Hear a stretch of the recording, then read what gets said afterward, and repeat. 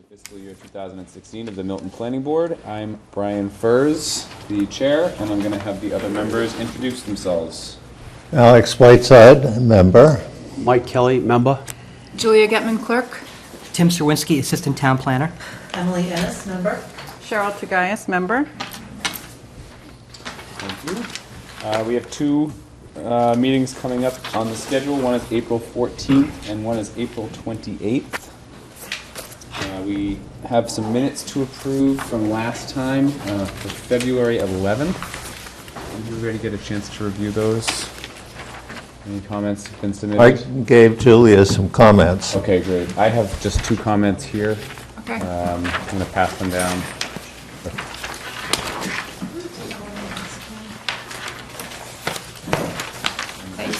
Shall we move to approve them as amended? Are there not? Oh, we had one more. Are there more? Sorry, There are 3 sets of minutes. Yeah, well, we also have February 25th and March 10th. Did everybody get a chance to read February 25th and March 10th? I sent some comments on March 10th. Those are in. Those are in? Yeah. And I did too. And those are in? Yeah. And I don't have any on the others. I read them, I don't have any other comments on the other things. Then I would move February 11th, February 25th, and March 10th. Motion? Second. All right, all in favor? Aye. Unanimous. Great. We'll move on to citizen speak. Does anybody from the public have anything they'd like to speak about that's not advertised on our agenda tonight? Okay, seeing none.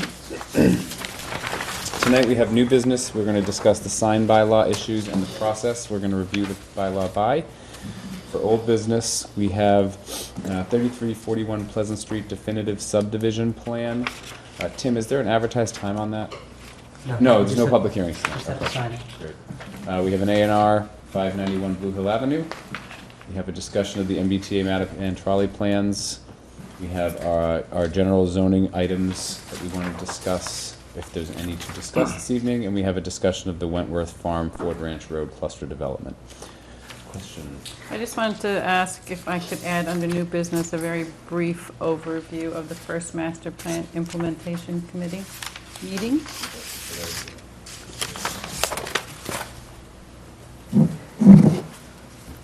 All right, we'll get started then. So we'll start with new business.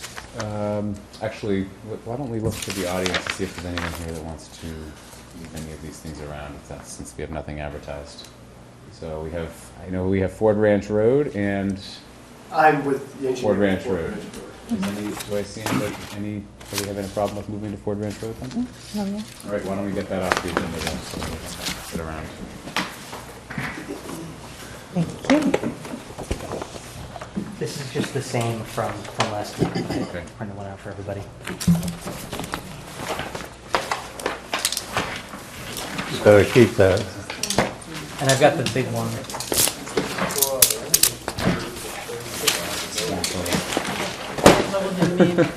I don't know. I might have just cheap. You want to try mine? I'll be all right. Square.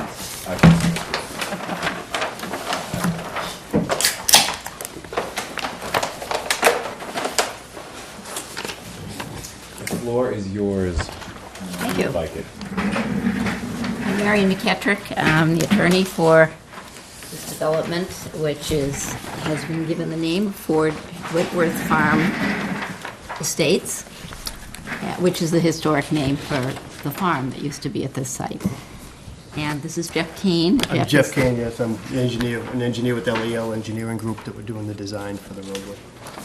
So, as you may recall, we met a couple of weeks ago, and I did my best to answer a few questions, but basically a lot of them are questions that need to be addressed to the engineer. They have to do with what type of, what you want shown on the site plan and what detail you might want in some of the other plans.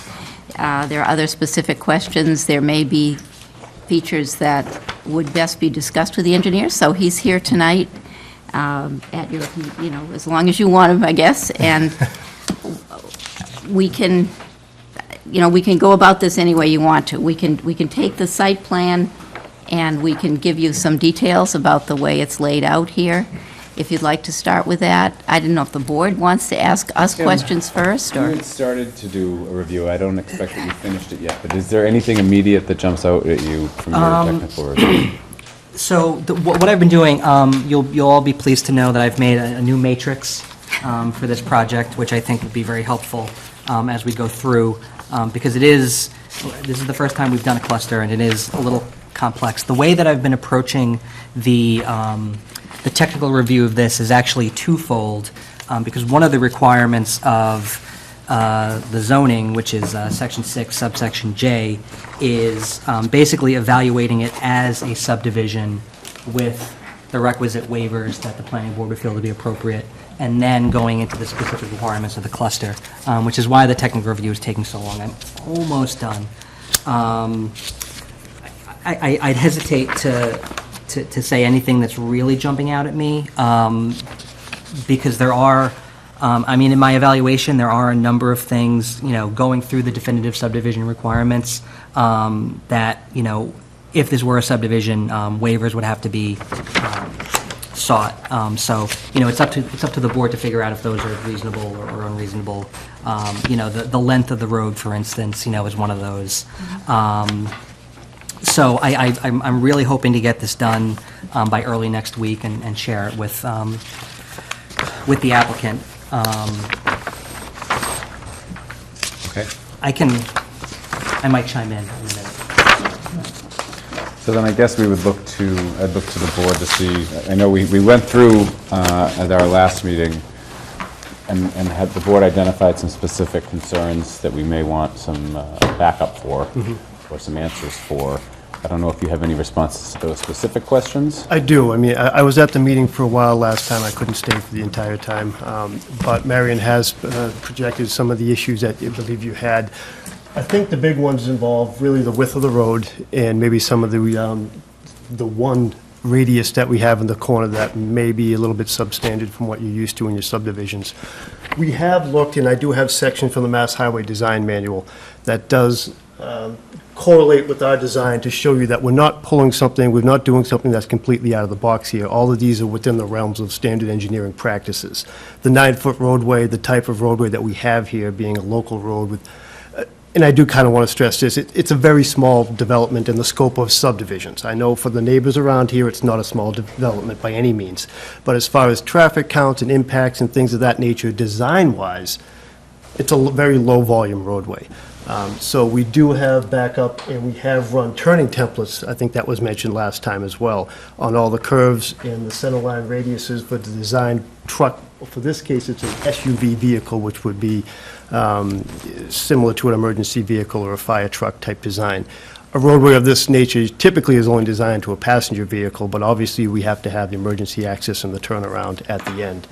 I believe the fire department has also The fire chief has reviewed the plan and says that he doesn't have a problem with the road design. He won't be writing a letter to the planning board until he consults with DPW, because he usually would specify where he wants hydrants, and he wants to talk to DPW about that first. But he has looked at it, and he didn't have any specific questions or concerns about the road at this time. So if we look at the roadway width, which I think is a big concern for everyone, again, the 9-foot roadway lane width is 9-foot lane width, right? Oh, I see what you're saying. It's okay. right. It does coincide with Mass DOT or Mass Highway's minimum for a roadway of this type of nature, a local roadway, actually something that would have more volume than this on it. I can't give you an actual cutoff point, but to have 10 houses served by a roadway is definitely a low-volume road. So that does correlate with that width. As far as the radiuses go, again, the same idea, that the design speed of this roadway on that curve there would only be about 20 miles an hour. And one of the benefits we also get, or when we look at a roadway of narrow length and maybe a bit small of a radius, is you do get inherent traffic calming measure from that. You get the visual of a small roadway in the curve, and that does kind of go along with the design manual with the traffic calming measure. It's just from visual appearances, it makes people slow down because these roads are a little bit narrower and a little bit sharper of the turn. But beyond that, all the radiuses and the widths do coincide with, again, standard engineering practices for a road of this type of volume anticipated. You beat me. Yeah, sorry, I wasn't looking, so That's I'll all take right. Cheryl's word for it. You mentioned the typical SUV passenger car type standards, but so many people have regular deliveries to their houses now, Amazon, other delivery services. Absolutely. Will this road accommodate the Yes, type of trucks? it that make will. that? Okay. It will. Can I ask a follow-up before, just to keep it on the topic? So, what's the length of the truck that you're looking at? Because is it a, you Yeah, like actually, 53-foot it's truck, funny, a if you 38-foot look at the truck? one, and I'm sure you've seen the turning templates before. I have. So if you look at a bus, a bus is typical of a fire vehicle, certain pumper trucks and things like that. Actually, that radius is actually a little bit less than what they call the single unit vehicle. Okay. So that thing is the single unit's about 30 feet. Okay. I can pass it on if you want, and the bus will be about 40 feet. Okay. And that's more typical of what you'd see of a pumper truck type of thing with the 3-axle type vehicle for a fire truck. Okay, thanks. Cheryl? When you speak with the fire chief, can you ask him about the 18 feet width in particular? My experience has been that a lot of fire chiefs like that to be 20 feet. And so I would just like a specific take on that from the fire chief. My concern about it being 18 feet combined with no sidewalks. I'm a little concerned about safety for bicyclists, children, people walking, elderly possibly walking with some assistance. They'd have to be walking in the street, somebody rounding the corner. You're probably familiar with a pedestrian struck recently, killed in Milton. So I do think that the combination of no sidewalks and 18 feet width is the concern to me. And that's kind of why I definitely want to stress the point that the amount of traffic this street will receive, for the most part, when you have 10 houses and you're talking about 2 cars in each house typical and at 2 trips each way spread out throughout the day, it's a very small amount. It's a small subdivision as far as that traffic goes. And most of the times in a small subdivision like this, where you don't have that much traffic, and it's not a through street, as you know, obviously it's a turnaround, so it's not going to be a cut-through ever, you do end up having people walking in the streets more than sidewalks anyway. It's more of a direct route, so to speak. But that said, there's the times where you're going to have people passing at the same time and people in the street. It's very small percentage of the time. I live on a private lane, and it has 10 homes on it, and I do pass people, pedestrians, kids, Oh, I'm elderly, not quite a saying it bit won't on my happen. lane, so, and it curves, so we do have a little bit of a vision issue around a couple of the curves. And as my 17-year-old is beginning to drive now, I say to her as she's coming down the lane, you got to be really very careful. It's narrow, you got to stay on the right, you got to watch the curves. So I do think if there's a way to get a sidewalk, even if it's on one side and right next to the curb, rather than set in from the curb, or if you go 20 feet and you have a little bit more width to the road so that you have more width for the shared use, I'd be more comfortable with that myself. I will say that beyond the roadway, we do have a shoulder, which is a couple of feet wide as well, and then we do have an additional 4 feet or so of right-of-way, none of which slopes up dramatically. The 2-foot shoulder's at 2%, which is typical cross-slope of a sidewalk. So there is an escape area, so to speak, if that's how you want to call it. If when the time happens, you do have a car coming one way and the other way, and pedestrians in the roadway. It's not that there's going to be no room for anyone to move anywhere. That wouldn't be the case. So there is what you could call an escape area, so to speak. There's no vertical roadside elements. We're not going to have telephone poles and guardrail for the most part, except for a small area where the crossing is on the straightaway. So it's not like this road is constrained by any means to vertical elements. So there is room for pedestrians to move on and off of the road if that, on those rare occasions where you do have 2 cars passing and a pedestrian at the same location. I'm not going to say that never happens, of course it does. But there is that room to provide safety there. It's not vertical walls next to a roadway, no place to go type of situation. But we can, again, bring it up with the developer. We've brought it up before.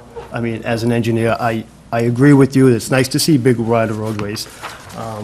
But as I said before, some of the things kind of point toward making them narrower. Maybe not to 9, but Well, from a design point of view, I think, the character that you get on a narrow roadway, I prefer to a much wider roadway. I think here we're just looking at the combination of narrow without sidewalk. That's- Is yours a roadway question? Yeah, well, it's roadway and safety. I noticed you've made some changes already, but we talked at the last meeting about driveways being opposite to each other. And I'm seeing 2, 3, and 9, those lots. I'm on sheet number 6.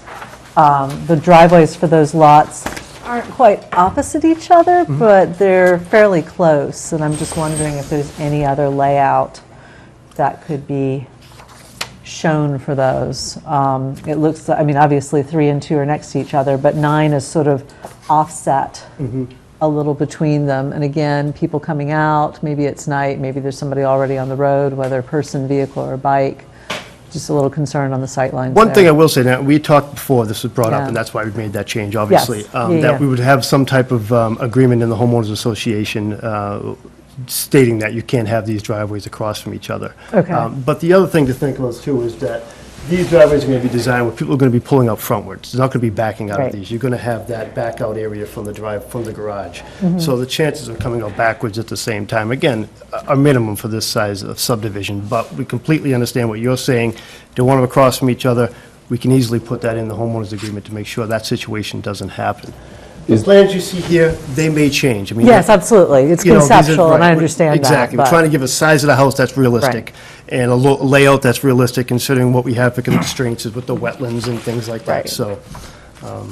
But people sort of tend to say, oh, well, it's already laid out like that, so we can just, Right. we're that's what we concerned have about no sight problem lines. putting that in, Okay, great. in some sort of wording as far as that goes, so. Excellent.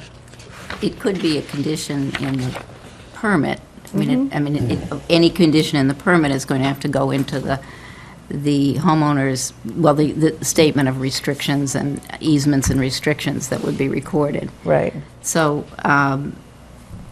And I, my understanding after talking to the engineer after the last meeting was that this is a conceptual plan, and that an individual homeowner may not choose to have the driveway on this side, he may want it on that side, but you don't want any driveways facing each other, and so, which is a safety issue, and so it could be a condition in the permit, and I don't know how you address, because I think it's conventional in some subdivision plans to show a suggestion of where houses Right. can be and where driveways can be. This is a special permit, so you need to think about what you want to have on the plan and to what extent that's a limitation if it's on the plan. And if you feel it's a limitation, then I guess the only choice would be not to show the driveways, but to put a condition in the permit. I don't have a problem with showing the driveways and having a condition in the permit. That's Okay. not an issue. So I will say, I do appreciate the fact that you're currently showing that the driveways are not facing the street. The garage is not facing the street, so thank you. I would also ask that you add a note to the plan, just saying it's a conceptual plan. It's not out on here. Alex? How wide is Hillside Street? Hillside Street, actually, I don't have that information, but I know it's pretty wide. I've got 50 feet on the What? plan. 50-foot right-of-way. Oh, the right-of-way, yeah. Right, so as Oh, far as but the paved- I'm talking about the pavement. the paved width, yeah, I'm not sure Well, about we'll that. find out, but- Yeah, we can find out. I do have them, I didn't bring And that. just engineering, I mean, obviously 18 feet, if 18 feet is required, 18 feet is required, but if you can squeeze 20 feet in,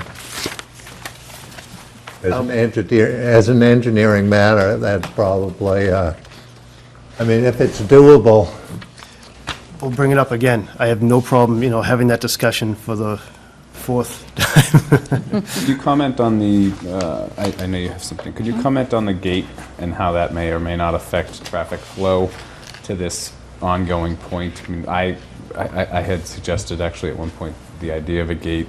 None of us are fans of gates in the Right. town, We ended but up the idea I showing- think was to try to create it more of a driveway effect so that people were on it driving slowly. Can we limit the speed to 15 miles an hour? Can we put a speed bump before and after the curve? There are other things we can do if we can't widen the roadway, because clearly the board's primary concern, at least now, at this point in the application, seems to be the width. Yeah, and understandably. Cheryl? I was just looking at the section on sheet 10, and is the 2-foot shoulder on either side, that's paved?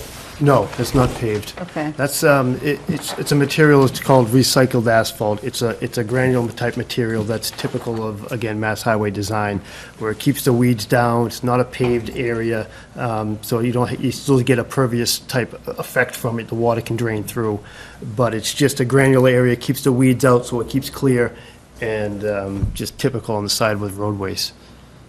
How wide is that? So the shoulder fall is only 2 feet.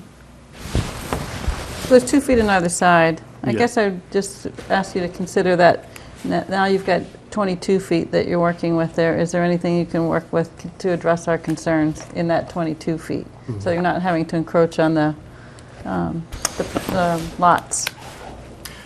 Yeah, I mean, obviously, those wouldn't encroach on the lots, but it's a discussion we will have again. I mean, I can see clearly, I think from day one, the concern has been the width of this roadway, so.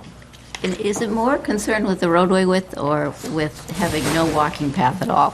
For me, I'll speak for myself, it's the combination. So if you had, 3 feet on one side even, that could be somebody walking in a stroller, somebody walking with a walker or a cane or something, they're off of the street. That makes it more comfortable for me to have an 18-foot wide street. Does the walking path have to be paved? Well, it would, to address It would have to be universal clear, so, design, yeah. where I you're do know, looking at yeah. elderly and et cetera. If you're talking about that, a strollers and- stone dust path doesn't And I would work answer well. that it doesn't necessarily have to be impermeable, but it does probably have to be flat and And clear that it's a walking and path. clear that it's a yeah, walking path. So there are pavers, there are Right. other options out there today. If it's a septic issue or a No, coverage issue or there's no something. septic issues with it, so. And perhaps at an absolute minimum, at least something around the curve. Where the bend comes here, an area of safety around that at an absolute minimum. Although to Charles' point, having it the full length would be preferable. And if the full length for some reason weren't easy to do in front of the houses, which is what we've been talking about, do you ever do a variable width road or create a walking path? I mean, I haven't seen it really, but I can see where you might think about it here unless that's somehow never seen- advisable. I have not seen in this town, but I've seen in other places walking paths that are separate from the road. So, that's Yeah. what I was thinking. If you had an area of safety, so it's almost like it's set into the natural setting. Now that moves into the right-of-way of the owners. But it would be Saying like something a- like the road, 4 feet, a nice little winding walking path, They actually do all that the way around. in the Lowe's estate. Lowe's Estate. Some Okay. type of Sidewalk easement. actually goes around trees onto people's yards. Okay. For example, That's right, lot actually, I'd 10. forgotten about that. Lot 10 is a much larger lot, right? Right. So if you had something which addressed the curve Right, if you had something on, that, at a minimum, instead of the straightaway, which Yeah. are your smaller sites, and lot 9 constrained by the wetlands, right? And, well, that whole side kind of constrained. But lot 10 is quite a bit larger, right? So maybe you could Yeah. look at that and do what you suggest, which is only part, or someone suggests only part of it. yeah. So just have some type of walking path that comes off that straightaway, addresses the corner, comes Yeah. back to the roadway, be it either just adjacent in the right-of-way or some type of easement onto the properties if necessary. Alex, That could work out well, yeah. It seems to me that walking paths are of limited value because people don't use them even when they're open, and in the winter, they're not open.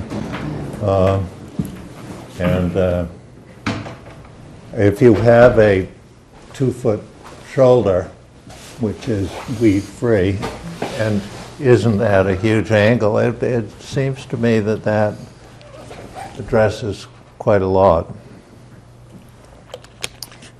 Doesn't address the stroller and the walker, the limited mobility. That, anyway, that would But in be- the winter, The association has to plow the streets sort of anyway. like the town has too, plow Right, the so- sidewalks. Yeah, exactly. And if it's a limited part of the sidewalk, it's not going to be that onerous for them to do that. So, I don't think that I have seen strollers on plowed sidewalks recently. You'd be surprised. I see a lot of people walking on plowed sidewalks. Other issues? Tim? I just had a question, and it'll be relevant to the technical review. This open land portion, so there's a portion on Ford Ranch Road, there's a portion in the sort of lower left-hand, and then this sort of Big Dipper shaped. So this is 1.16 acres. So this takes into account sort of because this is someone's property in here. This takes into account the kind of U shape, and also I assume this is the driveway, the right of way down to Hillside Street. So that's all comprising the 1.16 acres of open land here. 1.16. So that's That coming off piece, K8. that piece of the open land. Right. yeah. Yeah. Yeah, So okay, yes, this yes, right. 50,536 square feet. Okay. Brian? Sorry, Emily, yes. What percentage of open land did you get to on this? 35. I think it's 35.3 We are at 35? or something Okay. like that. Exactly right. It's- Great, thank you. The way in which this requires modification of the bylaw requirements is that the open land does not meet the 35% of all open land, of all upland Right, requirement. but it means, it does meet the 35% But total. the base amount of open land meets the 35%.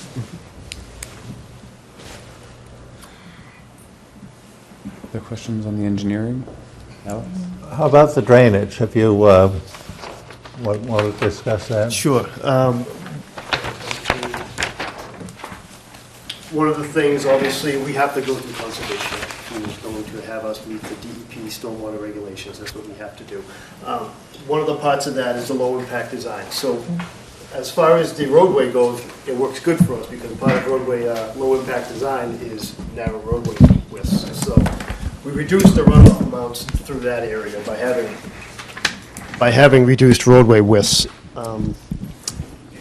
Drainage from the lots, for the most part, we're going to have a requirement within the homeowners association that there will be on-site infiltration through downspouts.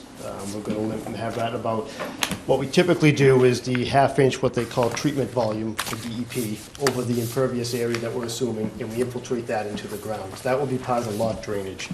Runoff from the roads will be captured in catch basins along the roadway. We have a high point located right around the curve here, so we have catch basins down toward the beginning, next to Ford Ranch. We have come up along here in the middle and down right here before the cul-de-sac. Catch basins discharge into the center area of this cul-de-sac, which is going to be a rain garden, be planted and designed as a rain garden. So we'll get the first flush volume, the treatment volume taken care of in the center section here. Any additional volume will be discharged to another treatment swale, it's called wetland treatment swale, down in the corner of the property that's served by an easement in Lot 5. Heading up toward the eastern section here, we have another rain garden, which again captures the first flush volume that's required for the DEP. So we have a rain garden here, and the discharge, any additional discharge will be off here into the wetland area. And that's really it for the drainage. We haven't gone through the peer review with conservation yet, so we're sure there'll be some back and forth, some comments, but as of right now, the design works, so. On the gate, it would seem to me that if you had two stone posts, basically, indicating that it was not some place for people to shoot down, that might do it without necessarily having a gate. Just something that would deter the curious. Some type of signage on the posts. Well, and then on the post, you could say private, and I mean, it seems to me that the electric gate, I mean, even at Brushwood, when we went down that, when we were looking at Brushwood, the gates were open because it's just real hard to maintain. Yeah, I completely agree with you. I think that is a good idea that, again, we'll bring by there. I'm not completely in favor of the gates myself. Can you can look at the development at the bottom of, I think it's Unquity, the corner of Unquity and, Alex, what's the road that goes up from Unquity to Hillside? Harlan? Harlan, yes. Yeah.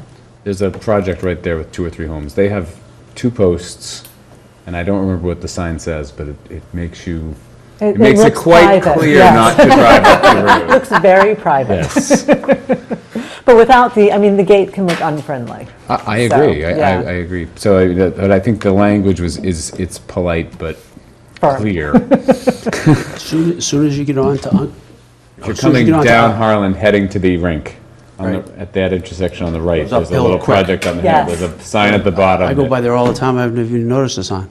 Yeah, well, Yeah. when you start to turn in because you want to go be curious, it's pretty clear, pretty fast that you should back up.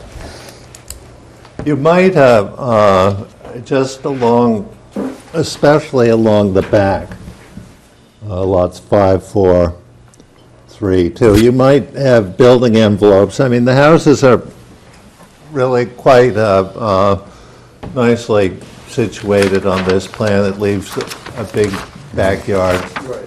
And just a building envelope. A building envelope is just the space within which you would put the house. Now, we do show that on the property plans, if you notice. Which sheet is On that? sheet 4,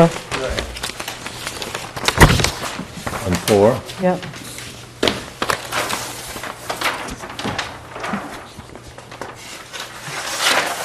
Well, I was thinking that you do, but those building envelopes are basically just the envelope containing the setbacks Right. that Right. the zoning provides. Right. And as you can see, Lot 5, I mean, you want to keep the houses as far away as reasonably possible from the houses on Ford Ranch Road. So if you can pull your building envelope you should look at the, look at where the houses would best be put and see if you can't restrict these envelopes that you have to account for the fact that you really want to keep these houses away from Ford Ranch Road. And on the other side, the building envelopes are less important. Actually, I disagree in that the building envelopes for 6, 7, and 9, and 10 include the wetlands. So you might want to adjust the building envelopes so they're not including. Well, again, if we They went don't, to actually. If we I went mean, to you're- like Can't build in the wetlands. I know, but it's- that's not what you're saying. You've got the building setback line, and the building setback Well, line is yeah, including the What we've done in that wetlands, plan, so. what the engineer has done in that plan is to show a suggested setback line, because there isn't one specifically in the bylaw. So then the setback line should But include the the building wetlands. envelope is, I mean, if you laid, that's the question, is how do you want Well, us to if- show this? The one plan shows you the wetland line. Right. So if you had something you could see through, Mm-hmm. and you laid one in the other, that would create the building envelope on those lower lots, because all those lower lots have wetlands. Right. So I issues. think you should show where the buildings can actually go, with some flexibility. Yeah, well, I guess what Yeah. we're trying to accomplish here is, if you look at a standard subdivision design, you have a setback based on zoning, and that setback doesn't take into account the wetlands, it just shows on the lot based on Right. the property lines. Now, obviously inherent in that is that you have to go through conservation to do that, to do any building there. Now, conservation has a 25-foot no disturb too. So is that something that has to be meshed in too? It's to try to mimic a standard subdivision design to show a setback without taking away. We're not saying by showing this, you can build in the wetlands now. That's not But I the think the- intent.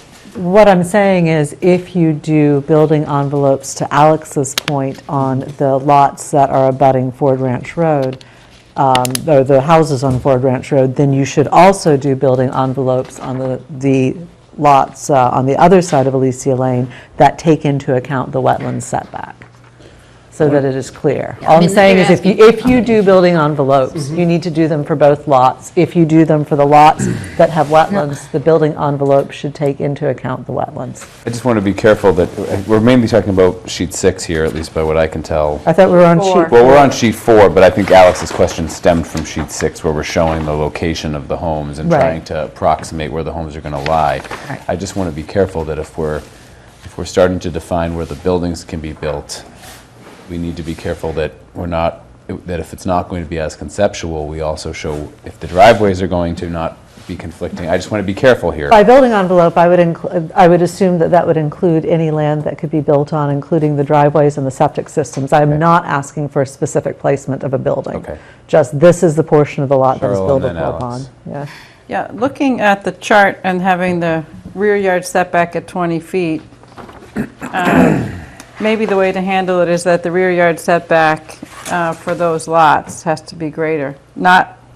And it wouldn't hurt for the lots on this side because they're in the wetland regulatory section anyway. But if you had 30 feet here, I think one of the things about cluster in a traditional sense of using cluster is that you're trying to make it a little bit more compact so that you Right. have more open space. So I would be in favor of having the houses closer to the street and having, more open space buffer with the neighbors here. There's a good open space buffer on the lots, 6, 7, and 8, and I guess 9 and 10 as well, but not as much for the people who live on Ford Ranch Road that abut lots 2, 3, 4, and 5. So you're suggesting a 30-foot setback for the rear Yes, that's. of each yeah, lot? Yeah. Alex? You're asking for that? I'm suggesting take a I look at that, think, yeah. I look at the conceptual plan for the houses, and it looks fine to me. And I think that Cheryl is right. I mean, building envelopes are one way of doing it, but just saying, keep them, X I understand distance what you're away saying. from the rear lot line is There's a buffer is between them. is a perfectly good way to do it. That would be fine with me as well. I was just looking for consistency in the treatment, so. I agree. So it's a 30-foot setback in the rear you're asking for We can rather do than it on 20? both sides, I imagine, too. and that would- I mean, you can do it on all the lots. think you could, It's a yeah. wetland anyway, for the most Right. part on these, but Your it conceptual doesn't cause pretty a much problem. accomplishes that anyway. Right, it's just Right. that that's only diagrammatic, Right. whereas this is going to be more of a control, right? Right, The 30 exactly. feet. And the septic systems are in the front of the Yeah. lot, so. So that will restrict it to the front, you're right, in terms of moving them forward. But it sounds like you've got, it looks like you've got 30 feet is doable, right? Yes, yes. Okay. All right.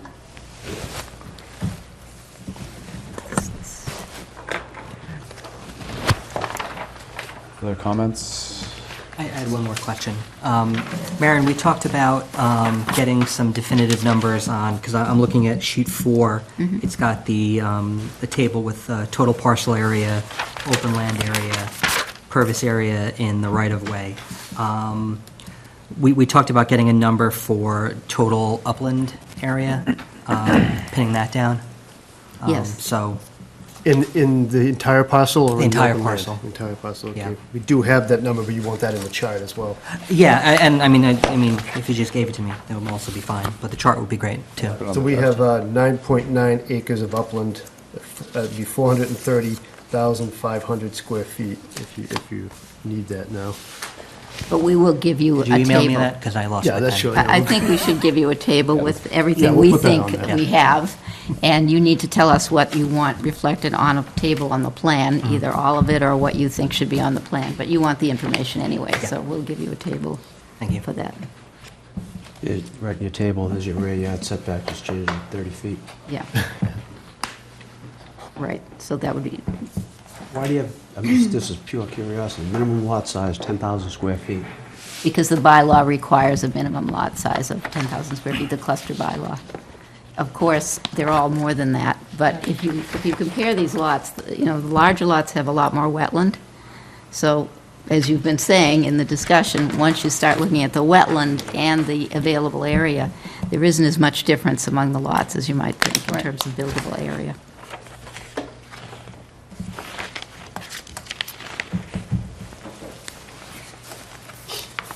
I'd like to go into a quick discussion about affordable component, but do we have anything else for the engineer? Okay. Okay. Just one more question. On sheet 12 and the details on the swales and the rain gardens, the depth of those, is that on here? Or is it graphically accurately Yeah, depicted? the grading plan is graphically accurate. I'm going to look at the detail itself. I believe we do have some details of those depths as well. What page was 12? Right.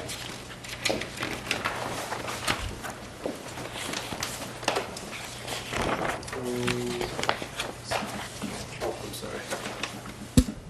Multitask.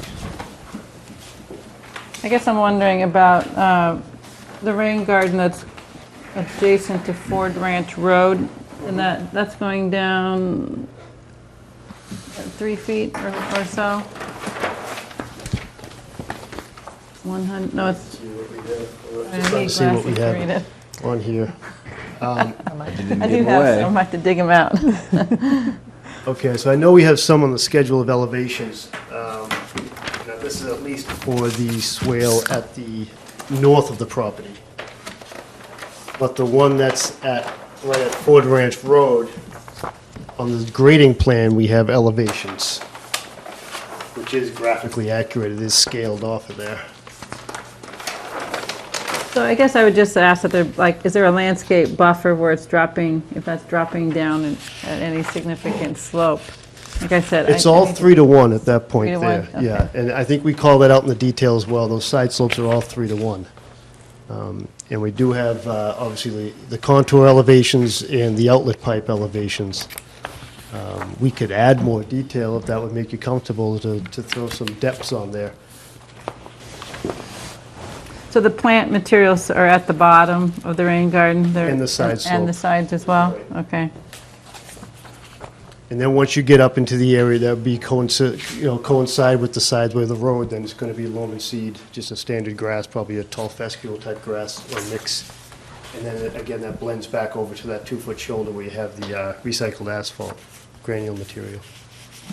I guess, perhaps maybe the thing I'm thinking is just, again, no sidewalks, proximity to the roadway, that if it has plantings around it, so you're going to keep kids waiting for the school bus or whatever, kind of out of that zone. They don't wait there, they wait up at Hillside Street. Okay. That's not to say, it could change, I suppose. There's always the possibility. But the way it works now is the bus picks up kids on Hillside Street at the end of Ford Ranch Road, which does have a good-sized sidewalk. But, you don't want to create a plan that makes it impossible to provide an area if you need it. So I guess that's my question. If you think guess- this is, No, I'm just curious about the lane. Maybe if you have like a planting plan at some point, like where Well, I where guess you're the going to be idea doing was that plantings. there was going to be no separate landscaping plan for the roadway. And it was going to be left to the homeowners, because since these houses are going to be so close to the roadway, that each lot or each home would be allowed to landscape as they wanted up to a certain point. We've only have about 6 feet of right-of-way between the roadway and the house lots. So it was going to be left to the homeowners to landscape their lots as they felt, So maybe because like Alex asked about the posts, maybe we just have a landscape plan of the intersection with Ford Ranch Road. Yep. Which you could show the location of the posts and maybe some plantings around those that would address that area Just, there. and That's now, enough. the plantings, is it more aesthetics that you're worried about seeing that, or is there a safety issue that you're looking at here? Well, I was just curious because it's a little hard to tell the size of these drawings, how steep it is close to the road there. Yeah. So if you just had plantings that were, kind of a barrier from the road to the bottom of that, then that would be fine, I think. So like where the post is relative to that, some plantings there. I think that would be helpful. Great to see the rain gardens, though. Yeah, definitely. Really I love- happy to see them. Yes. Conservation lands. Okay. conservation may require certain plants, that kind of thing. So it's probably better not to specify other than to say that they you tend to can- want native what plants you're and that kind of saying. thing. We can put some type of evergreens up there that's Mm-hmm. food and cover, any plants, food and cover. Yeah, that's all. Yeah. Thank you. Thank you. So, do we have any comments on the affordable component? I know. Well, there's we're been some working on discussion. what we might propose as a payment we are asking to have a modification of the requirement that there be an affordable lot. I don't have it for you tonight. As soon as I have it, I will send it to the planning board so that you can provide some response to me, and if there's an issue, we can try to, talk about it before we actually get to the submission point, although we're going to get close to that pretty soon. So the best I can tell you at this point is that that's what's being worked on. The amount is, we're working on what the amount will be, what could be proposed. I know we all know that it's not a nominal amount. It needs to be something that will provide a benefit to the Affordable Trust Fund. And I tried to get it for tonight, but we're not quite ready. So I will be happy to provide it to you just as soon as I have more information. I'd encourage you to get feedback from our selectmen in doing so as much as possible. I know that they, as the trustees of the Affordable Trust, will have an opinion there. The selectmen are not there's a separate Affordable Housing Trust. apologies. And they're meeting on Wednesday, and Oh, that's on their good. agenda to discuss Excellent. this and provide some guidance as to, Great. some guidance for you all. Yes, Great. Okay. good. Anything else from the board? All right, well, thank you. All right, we appreciate the And- time. Thank you. Thank you very much. Can I actually just ask one more thing? Sure, yes. I apologize for not having this technical review done. It was a little bit more of a lift than I initially anticipated, so I apologize for that. The way we usually do this is sort of like a sort of hearing thing, and it gets straightened out between the applicant and planning staff, and then you guys get a shiny, good application. Do you want me to share, like, the results of this with you and with Marion, so everyone is kind of on the same page as to what I've been finding? I don't see why not. Yeah, I think that's perfectly reasonable. Yeah. Yeah. I mean, because there are a lot of sort of fundamental questions, I think, that are going to be at Yeah. work here, so I think. And the more anything that's everyone knows- unresolved, obviously, was something we'd want to know. Just as always, we'll make sure that those comments come from you and any responses go back to you. Yeah, Yes. so I'll have that by the beginning of next week, and then we'll be Okay, great. off to the Thank you. races. Great. All right, thanks a lot. Thank you very much.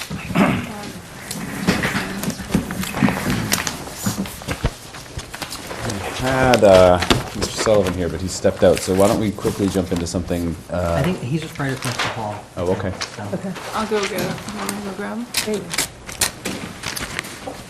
There he is. This came in Ah, right under the wire. Thank you. This is an email from the town engineer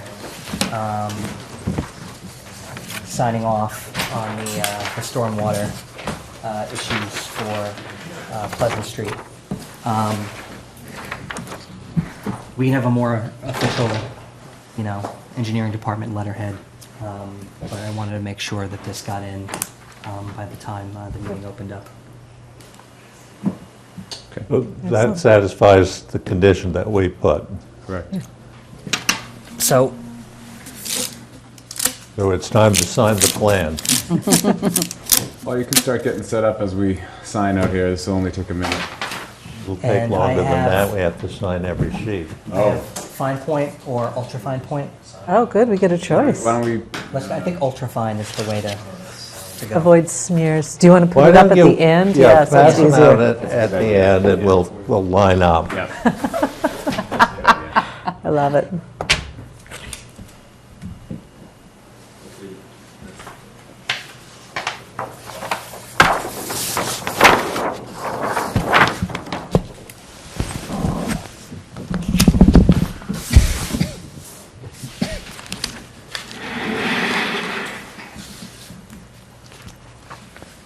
I think maybe if everyone kind of Comes to you? up and we can do like an assembly line, because Okay. you all can sign it, you can take it up to that table to dry. We'll do like that. It's not a- You first, Brian. All right.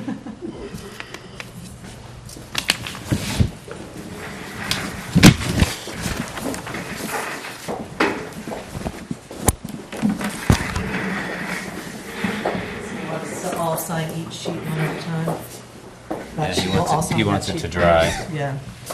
Makes sense. You should be on the other side then. This feels very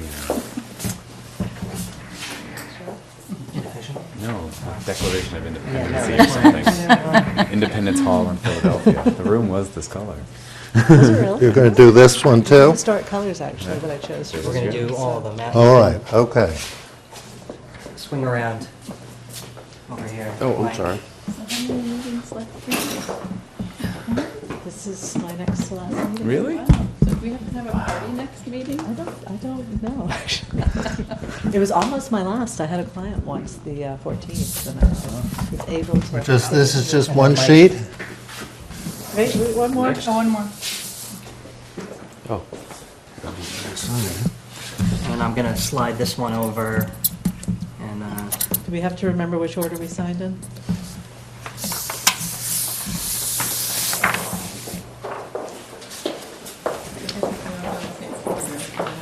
Right, exactly.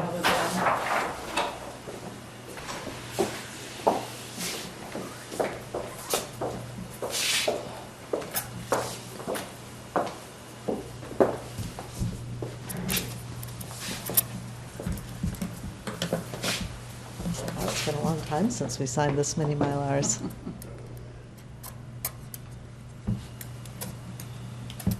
I hope Milton Access TV has some Looney Tunes that can be showing. They are showing Looney Tunes right now. I thought that's where he was. This is government at work, you Yeah. know? You're in the wrong, I thought you were number 2. No, Brian crosses Oh. over the lines, so Oh, we're, sorry about that. I didn't. leaving him a John gap. Hancock. That's right, John Hancock. The chair gets 2 lines. I guess. It's that Y. Oh, no, it's not. It's actually the F.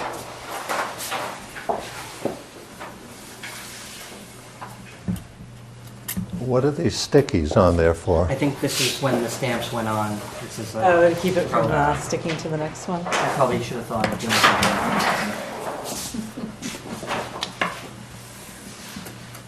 How many? That was a lot.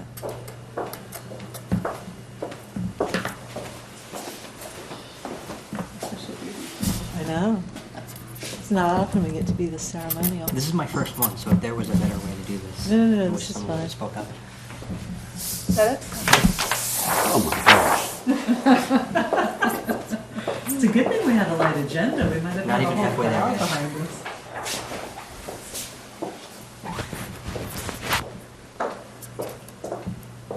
I can't get my hand to slow down when I sign my name. I know. I can't No matter how much I try. How hard I try.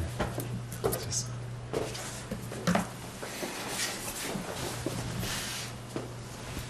I print everything I write. I didn't always, but for years now, I print everything in caps. If we knew we were going to be signing, we could have been practicing, you know, make sure it's low. During the meeting, right?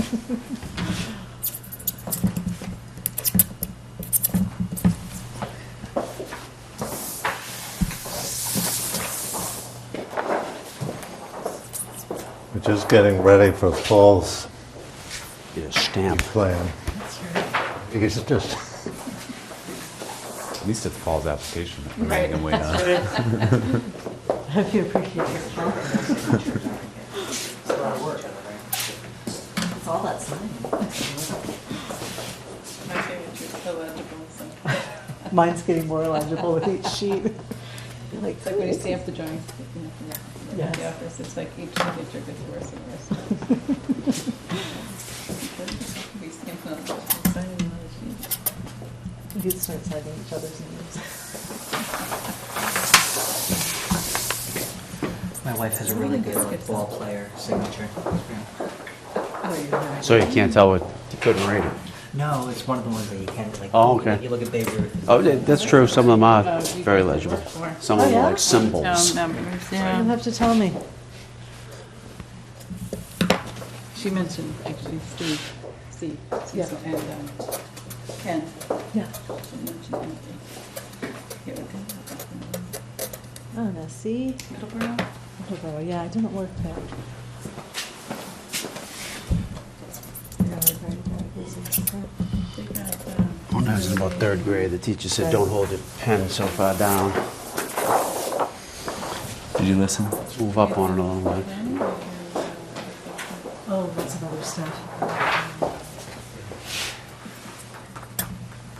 You have that merger, right? Oh, yeah, in October. The shift's getting quick. That's good. Getting fast. That's because I'm starting to scrawl. It's no longer neat. X. For the last one, it'll be like an E and a line. Innis, out. Yeah. We have 4 offices now. Two in Maine, one here in Massachusetts. So do they have the 3, or did you guys have more than one? They have 3. Last. We have the urban planning and urban design. Oh, jeez. Trying to throw us a curve there, huh? Whoa. Location. That's just to see if we're paying attention. Yeah. I almost just like signed on the lot. This is my lot, says Brian. I Yeah, want the this one. unbuildable one, thanks. Yeah. Well, you know, you can keep it for posterity. Yes. That'll be my contribution back. I am mostly Massachusetts, Connecticut, and Rhode Island. I've been spending a lot of time in Connecticut. So. It's good.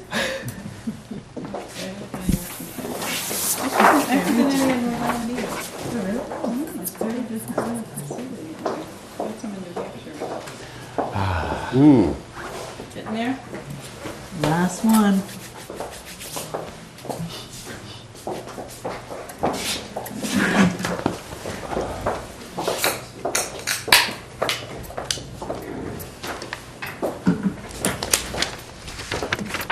We've been mostly focused right in Boston. Mostly in Boston, yeah. One in Stoughton. You guys did Stoughton too? Very Stoughton. Yeah. You know we're doing the downtown project, right? Joe Scardino's.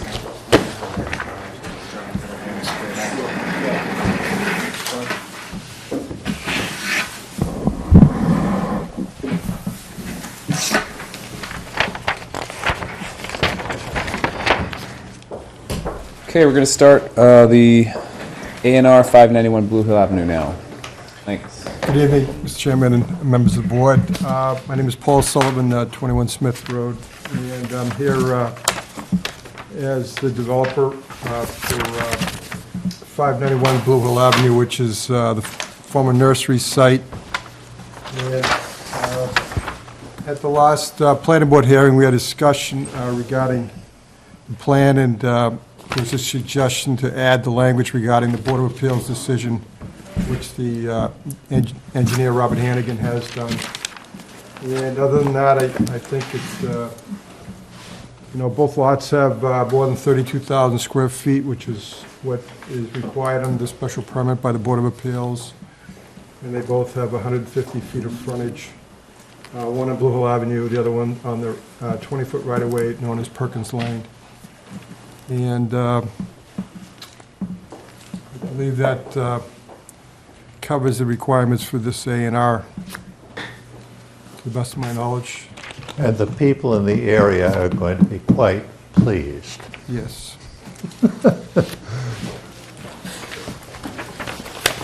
We're very anxious to see those buildings down, that's for sure. We're almost down now. Yeah, they're almost there.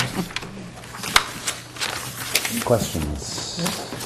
Now, the appeal period on the variance runs out in a couple of days, and so Tim will be holding this until the variance is, the appeal period has expired. Yeah, it's up on Monday, according to Mary Fitzgerald, so. I'm checking Okay. with her. All right.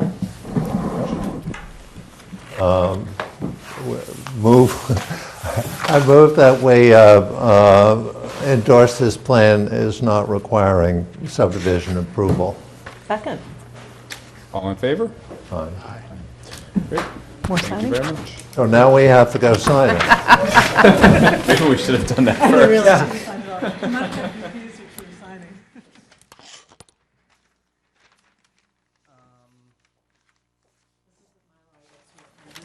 The bottom one is, we like to keep a signed contact sheet. Just sign all of them. Why don't you make copies of them, of the Mylars? Don't you have that? Signed. You want us to sign everything? Do you mind? No, we don't want. Yeah, we can sign this one all at once because it won't run. Right. Just do this. And you only need to sign the one paper copy. We just Just one paper copy and one paper Mylar. copy and one Mylar? Two signatures. You can sign them all if you Or like. sign all of them. No, two's good. Sure you don't want three? How many do you want, Tim? Just Sign, let us please know. sign all of them. Smart man, just in case. Could spill coffee on it tomorrow morning.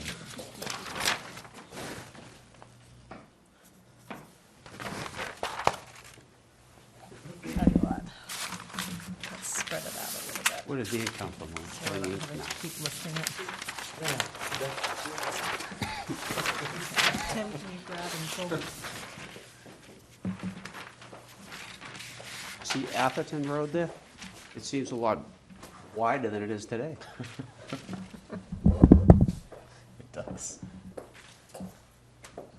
Those gates, The wow. one- The one just to your left, Yeah, Brian? Yeah, this one, Edge Hill? Atherton? Is that Atherton? this is Edge Hill, this is Oh, no, I'm sorry, Atherton. you're right, that's Atherton, yeah.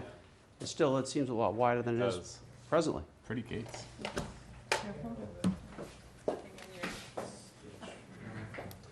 Milton Village looks exactly the same.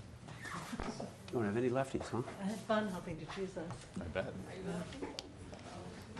Were they in the library? Is that where you found them? No, the Historic Society Society. provided us with choices, and I worked with a couple of Oh, other they did people, different things Colorado, different ways. to pick I think ones he- that were appropriate for this You remember room. his left And then one? we No. did the Cronin Conference Room. I did Oh, that yeah, as well. okay. And I actually come to think of the paint color on the hallways. That's cool. So he has strength on the left side. Did I show you the pictures when you came over of our house? Yeah, when I was, even when I was a kid, it was, it wasn't goodness. readily available. And but he couldn't just pick up a left-handed set of clubs, you have to order. Yeah, well, we've been through that since, I'm talking about 3 or 4 sets as he's grown. We have some interiors too, it's really cool.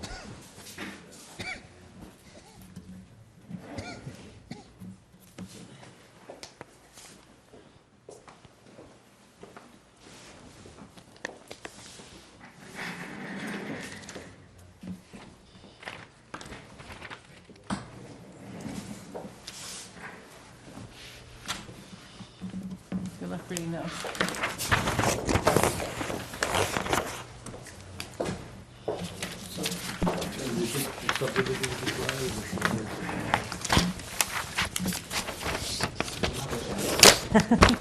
Okay, I'm gonna leave the zoning until the end so we can do it all at once. So Cheryl, do you want to give us a quick overview of Master Plan Implementation Committee? Yes, we had our first meeting on Monday.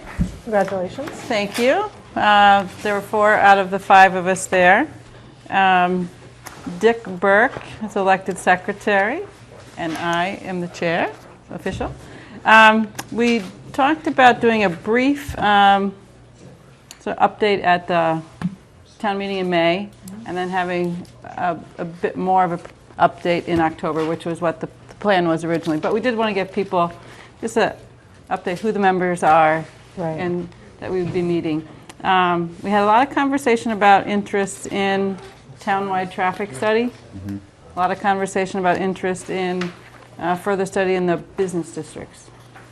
And so our assignments for everybody on our committee was to go through the low-hanging fruit on the master plan, and then everybody's assigned certain sections that they're going to come back to the full committee with at the end of April with priorities in mind, and then also ideas about which other bodies in town would be taking the lead on some of those so that we can have liaisons to those. Okay, Great. great update. Fantastic start. Thank you. Thanks. All right, one other item before we get into the zoning is the MBTA Mattapan trolley plans. We got an email today with a letter from the Board of Selectmen. It's coming around. They have supported the maintenance of that transportation in Milton. Actually, it's one thing I forgot to mention. We did talk about this at the Master Plan Implementation Committee as well. So Katie was in contact with me, and I did review a draft of this and provided some input to her Great. Excellent. into this letter. So I think this is what we were hoping for.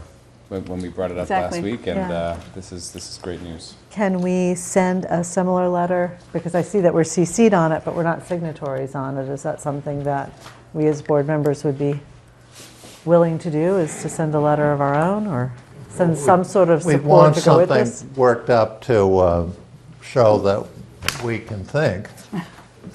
Well, has this already been mailed? So we can't sign on to this. We would have to send our own. I can, But why not send our It'd own probably be letter? better to That'd have be it under fine. separate letterhead anyway. That would be fine, I was just checking, so, but I and think we that should send something. Alex's point, I think, is not to copy and paste Yes, without some no, agreed. modification. We don't want it to look as though the letter was sent around to everybody in town with a requirement that we sign on. I think having our own specific one, but I think it would be important for us to support. And maybe talk about some of the planning deals. Okay. I mean, that, Yep. you know, good planning, blah, blah, blah. Right. I suspect that we may be even able to pull from the master plan and talk about that, because bring some of that in there, because I know transportation was mentioned. But there is no critical, I mean, it isn't on the horizon for a vote.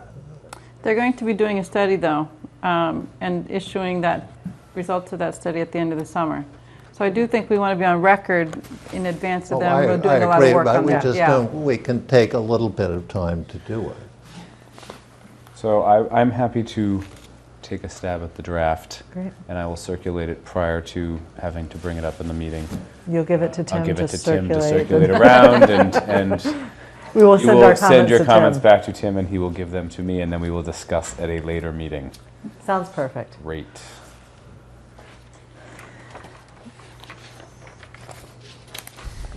All right, let's jump into zoning. Before we go into the signage, I want to give a quick update on where we are with the warrant committee. The warrant committee, we made recommendations for the warrant committee to send both the non-conforming bylaw and the bed and breakfast bylaw back to the planning board for further study, and they agreed with us and did both of those things. They also agreed with us on administrative edit, changing, I think, L from P, L Oh, right, to yes, P, yes, yes.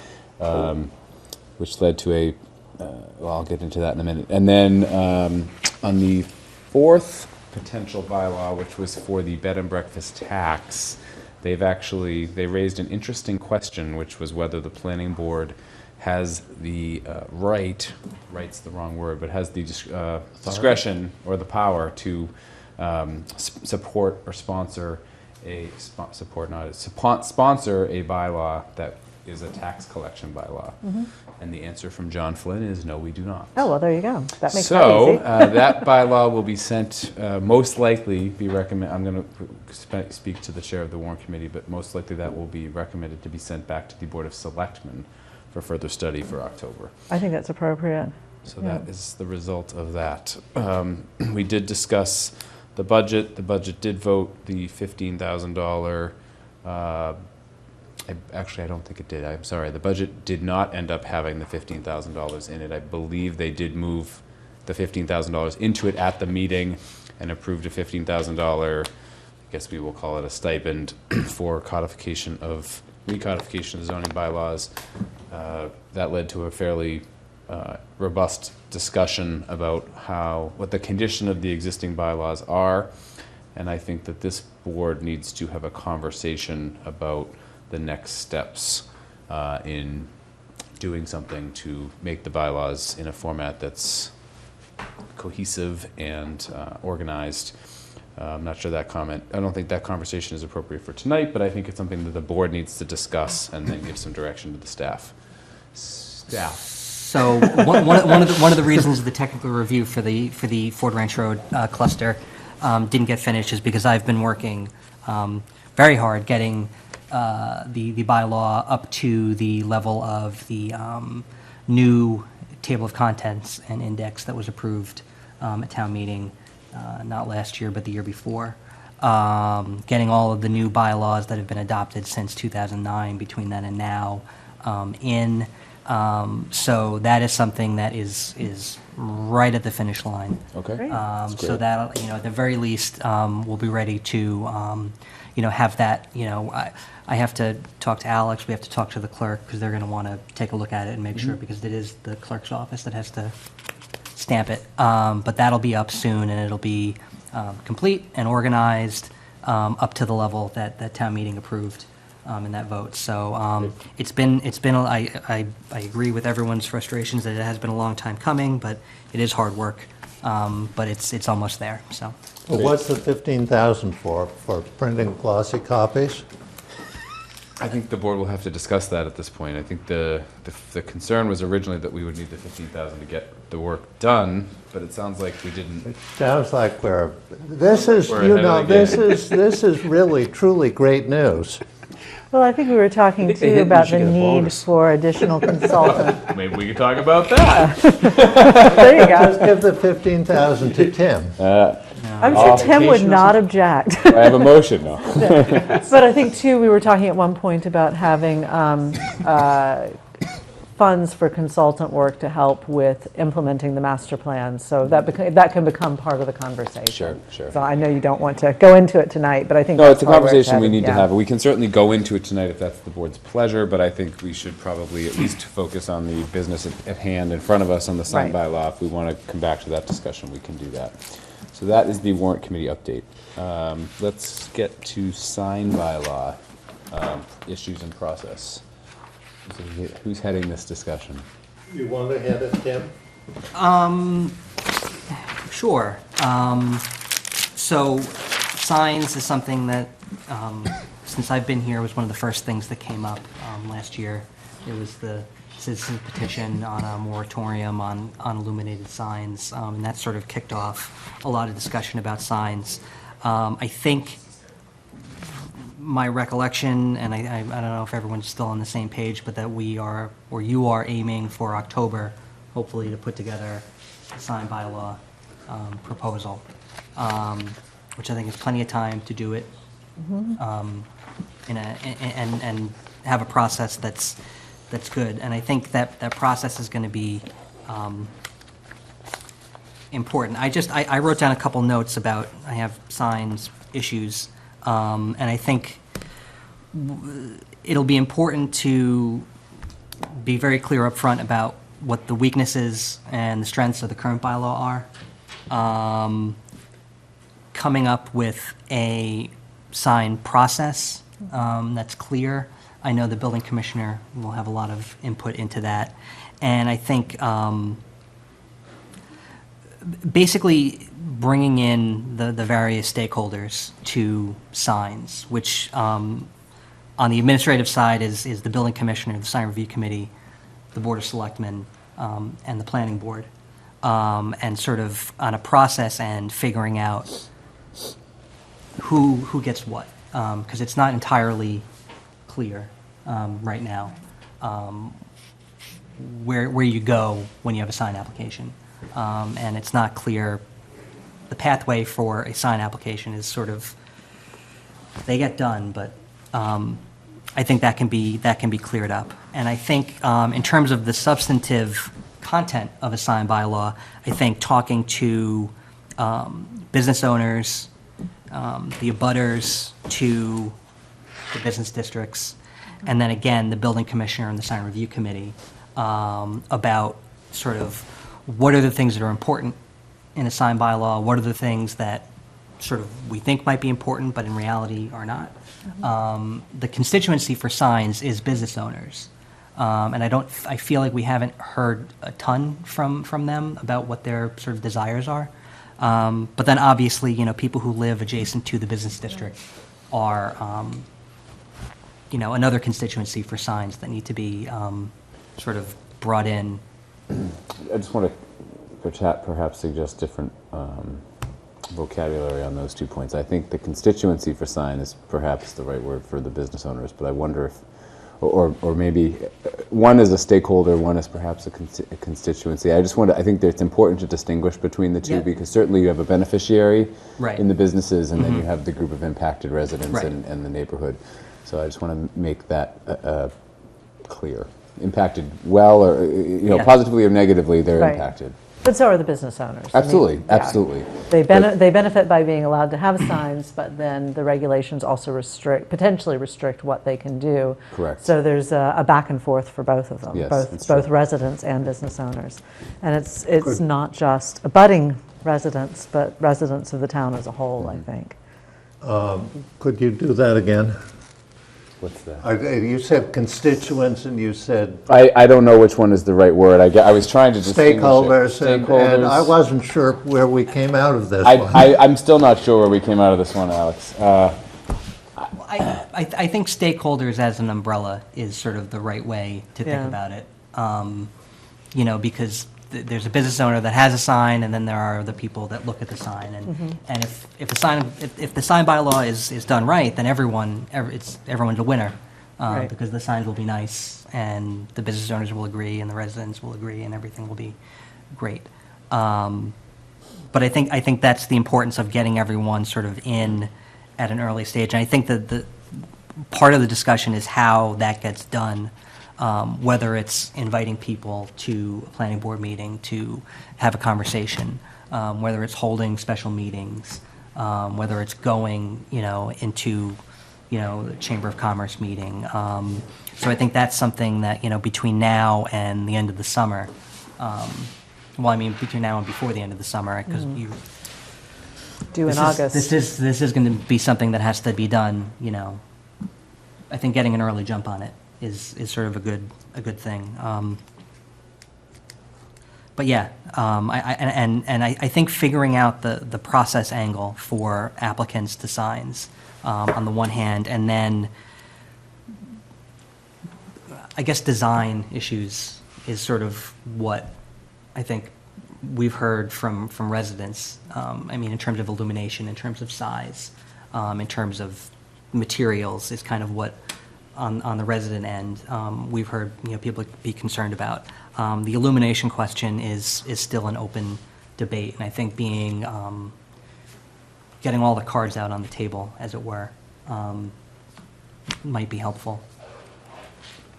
Do we have any insight on the Supreme Court decision that was referenced at one of the past meetings? Do we have insight on it? Or do we still? Significant insight. Okay, Right. great. Do we still have concerns about it? Oh, yes, we do. And in fact, the Supreme Court has, we actually have a thoroughly constitutional bylaw for our residential districts currently. Currently. Which, that's the good news. If we were They're not to, allowed? what? That they're not allowed? No, it basically temporary signs are allowed, only temporary signs are allowed. And temporary signs are not defined, so That makes it easy, yes. makes it fairly easy. So the Supreme Court says you can't base your sign bylaw on the content of signs like political signs, idea signs, directional signs. You can't read the sign when you're talking about putting up signs in residence districts. If you're going to allow 3 signs, then residents can figure out what they want to put on them. Although the lawyer sent Andre, is it Barbara? Is it Barbara? I think it was Barbara, yeah. In any event, she said, I think that, This Barbara. yeah, we had a session last weekend on signs, and she said that in a restaurant, I said, what about a Coca-Cola sign on someone's lawn? And she said, I think that you can actually control commercial signs in residence districts. However, if you control them by allowing them, in other words, if you say to a business in a residence district, you can have a Coca-Cola sign, then presumably, an illuminated Coca-Cola sign, presumably other residents can have illuminated signs also, because if you allow commercial signs in a residence district, who are you to say you can't have constitutionally protected signs as well? So that's a problem. What goes on in residence districts is going to be a little tricky. The business district, we can go full bore on our business signs and our illumination of business signs, and that would appear not to impact the residence districts. And I think that probably the best way to handle current businesses in residence districts is to allow their signs to be grandfathered. In fact, they probably are grandfathered, yes. How does that work then if a new business comes into that same location? Well, your grandfather's sign basically will carry over to the new business. Yes. And potentially, it depends on how you write it. You could require that the new business have a new sign under the new zoning bylaws. So you can say if you're Joe Schmo Electronics, then Joe Schmo Electronics sign is grandfathered in, but if it goes to, Katie's Super Tech, then Katie has to get a sign under the new bylaw, is how you could write it. So The problem you have here is that if we try and say, this is our bylaw for signs for businesses in residence districts, I don't think that we can say it's just for businesses. It will be for everyone, because the Supreme Court says you can't discriminate based on content. And I mean, this is a question. I asked Barbara St. Andre, has anyone written a bylaw since the Supreme Court decided this case, Reed versus Gilbert? He said, I haven't. And she didn't know of any. So if we do try to do the residence districts, we will be trotting some new ground. But in the meantime, I think that we should focus on our business district, because we had a complaint and we said we would respond to the complaint. Now I have another factor to throw in.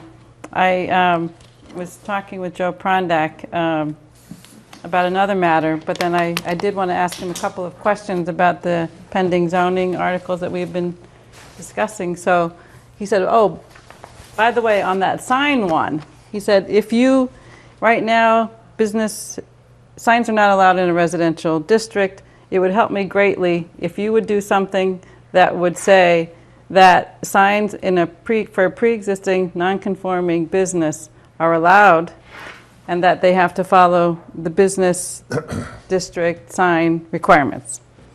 So Right. I bring that to you as And something that Joe has suggested. If you allow them, are you basically saying that everyone gets the same signs? Because you're saying business signs are not as constitutionally important as political signs, and I mean they get a lesser degree of scrutiny, and so if you allow them in a residence district, aren't you in effect allowing anyone to have a sign of the same? So if you say in a business in a residential district can have a sign of 30 square feet on the above the first floor, a sign band above the first floor of the building and a blade sign, are you therefore allowing any building in a residential district to have a sign of 30 square feet above the first floor, and so forth and so on? And I think that's an interesting question. How do you deal with that? It is, Yeah. and the answer, it's a hard answer, but Yes. it does seem to me Tim, that we can proceed with the business district, and once we've solved all those problems, We can then solve the rest. And we can trailblaze or hopefully find someone else to do that for us. Brian, can I ask a question? I or have one make a more statement? question Yeah. of Alex. Do you know if this covers does the residential governance cover directional signage? currently there's a bylaw saying only temporary signs, so you could have some temporary directional signs. What kind of directional signs? Well, I'm working my way up to trying to decide if the identification of a business can be a directional sign. If if you can identify your business, you can, I mean, don't you have to read the sign to determine, is that not content-based? I don't think so, Brian. I would, I'm just trying to be creative. the Supreme Court said you subject these signs to the strictest of scrutiny, and I think they'd see through that in a trice. They can see through it. I just want to know if I can do I it. mean, if they see through it, they Whether I'm might go transparent beyond and that. relevant. So, just a note on the process. So, I'd met with the building inspector last year when we were doing the first pass of the signs. I'd met with the sign review committee doing the first pass of the signs. They sort of had different ideas about how the process should go or could go. I think the Board of Selectmen would also have a set of ideas about that. So as we move into doing this, definitely not just one meeting with each, but maybe a joint meeting with all of them, because it was very hard to try and figure out a process that was addressing everybody's concerns. And then the only other thing is, of course, the language for this will be due at the beginning of August. So just keep that in mind as the schedule moves. Should we invite Laura Griffin in and people that she's been... Oh, members of big- the public should be very much involved with Right, this. no, but I mean, specifically, yeah. just as a specific person. Yeah. Well, I think, we have the signatories on that citizens petition. I know there were certain spokespeople for that group, whether they want to remain in that role, but I think reaching out to All them. the signatories make sense to me. Yeah. But it would seem to me that the illumination, I mean, there are presumably illumination issues. They said, we don't like the illumination of signs, we want to have it really restricted to a nice carved wooden sign with a beam of light coming up on both sides or coming down on both sides. And if that's what they're after, then we have to, before we write it up, Right. we've got to determine whether or not this is something that we think is would cater to the public's fancy. Well, and we do have the results of the visual preference survey, which we did in person and online on signs. So that should give the board some other ideas as to how to... We like nice signs. Yeah, well, exactly. Pretty much that's what it came down to, but there were some specifics in there that might be useful going Cheryl? forward. Yeah, I was just thinking about outreach, and one of the things that I had sent in an email to Tim was whether we would have a regular, say, column or press release or some kind of mailing of some sort to the Milton Times and Milton Scene. So this is what's going on with the planning board in terms of zoning. So we could say, we're working on signs, look for our meetings coming up in the next month. We're going to be addressing signs. If you're interested in that, follow us Right. and give us your comments. And then the next month might be, we're working on non-conforming business, or whatever it is we're working on. And then eventually, I also suggested that we get to a planning blog on the website so that there can be some kind of sort of updates that people can see on what we're working on, so that we can address the concerns people have expressed about, gee, we didn't know the planning board was working on these things, and now you're moving too fast because we didn't know about it. Right. So those are a couple of suggestions that I had about making people more aware. I also think a planning blog, I'm glad you brought that up, because there was a comment that we had at one of our meetings where people were saying, is there any information about planning as, not just planning in Milton, but planning stuff in general. And a blog might be a way of showcasing, hey, such and such a community is doing X, or this is a trend that's happening in the planning world. And, that would be nice to have some of those links up to point people in that direction. Because one of the cool things about the processes that we've gone through recently is there are a lot of people in Milton who are starting to get really interested in planning. It'd be nice to give them the information they need to find out more. If there was links to other towns, bylaws and stuff, I think you'd find that people would come in and have a lot of input that might. Yeah, absolutely. Hey, I saw this in town X, and I think it might be really Why don't we interesting. use the 15,000 to get a blogmeister? I think we have one. Tim, you're No, supposed to look he's our excited. zoning bylaw revision expert. Tim, you're supposed to be going, yes. None of you all are friends with me on Facebook. I talk about planning all the time. Well, there you go. You just link the town to your Facebook. Concerns about, notification about what's Yes. going on, they've been addressed to this board certainly, but they're not limited to this board. I know the warrant committee Or has been this getting town, similar yeah. pressure, the selectmen have been getting similar pressure. It's a problem we need to sort of figure out on a town-wide basis. I think Yeah. certainly that we have a newspaper that comes out once a week, and a lot of people don't read it, but we do our best to be at least informed in there, and we are going to try to be better about having our notices be more layman written. We'll Yeah. meet our legal requirement, but perhaps give a summary afterwards. Milton Scene and my Milton Neighbors are obviously great venues through Facebook and through the internet. And I think, we have to keep trying to be creative to get the word out. We maintain lists on certain items and try to email people. But to the listening audience, we do rely on you to some extent to Right. look to these sources to keep us informed. We cannot afford to give mailers out once a week, unfortunately. We'd love to do that, but we can't. How is our list of people, our email list of people? How many people are on it? There's between, how many people are on that? It's between 50 and 80 names on that list. Is that all? Between 50 and 80. I think so, yeah. I'd have to go back and look. I will see if I still have the But master plan we list. can I'll use get back to that you. by encouraging people to get on it. Get on Yes, the list. absolutely. I agree. Yeah. Do we currently send, in How the- do you get on it, Tim? You can email me at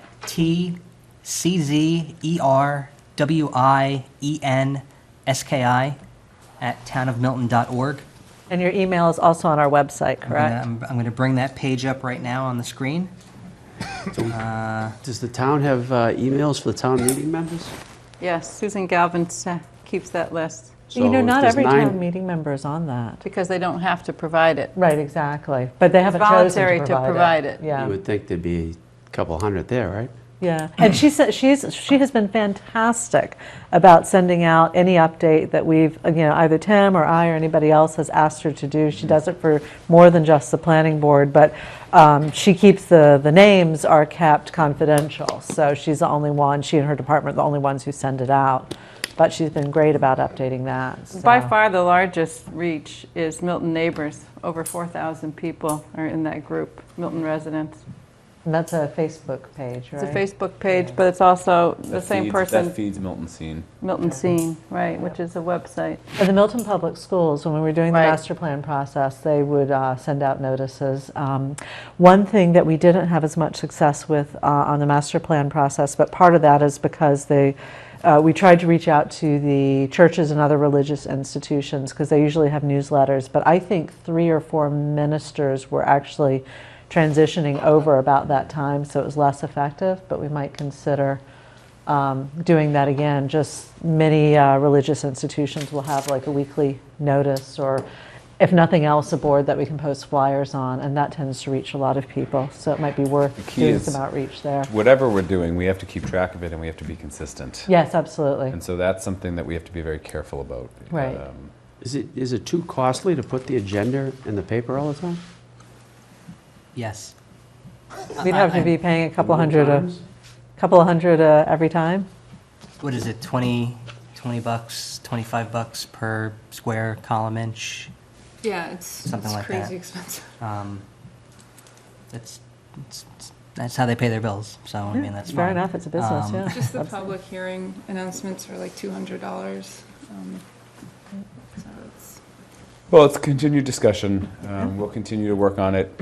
We welcome suggestions. They can go to the same email address. I did want to ask if our email addresses have been re-added. Great, because So, that was a and- surprise to me that they had disappeared. Yeah, and if you go to, under boards and committees, if you go to planning board, everyone Scroll down. Everyone is up here, and these links, these are all live. If you want to email any of the planning board members, click on that, and that should open up your email. Yep, and obviously our phone numbers are there as well, for people trying to reach out to us. So how would we like to proceed as a board with our items here? We're going to continue to talk about process of notification. We have sign bylaws, we have bed and breakfast, we have non-conforming. That's a lot. We have noise We also. have noise. can I, Brian, make a suggestion? Yes. I made again in an email to Tim. Tim's got 3 jobs. He's already been assigned tonight on top of his other jobs. But one of the things that I thought would be useful is take the comments received both in person here at our meetings and via email and other written form on the bed and breakfast and the non-conforming business, and summarize them into categories of types of comments, whether it be traffic or noise or whatever, if they can be kind of grouped together. And that way, I think even if we look back perhaps at last summer when we started we this should, process, yes. we had comments then too, so that we can begin to address some of the comments as we think about moving forward. But, you know, it's hard for us to retain everything that's been said, certainly. So if we can start to get a summary, I think I it would be am helpful. Yeah. right on that.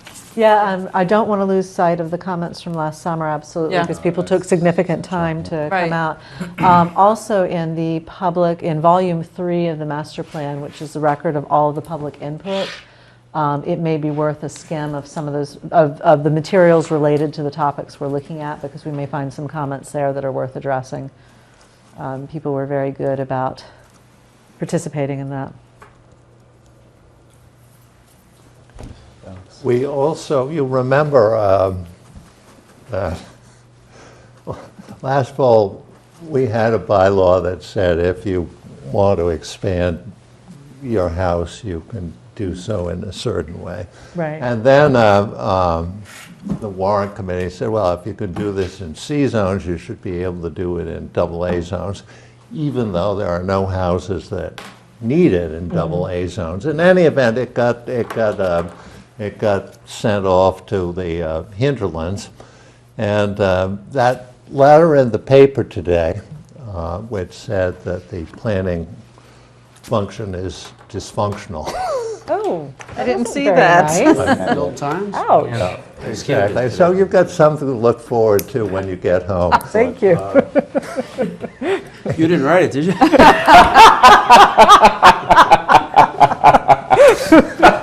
Very good.